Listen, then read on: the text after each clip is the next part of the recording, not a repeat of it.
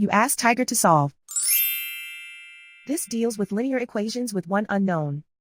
The final result is k equals 16. Let's solve it step by step. Swap sides. Group all constants on the right side of the equation. Subtract 27 from both sides. Group like terms. Simplify the arithmetic.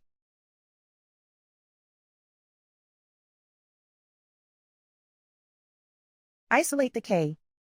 Divide both sides by 3. Simplify the fraction. Find the greatest common factor of the numerator and denominator.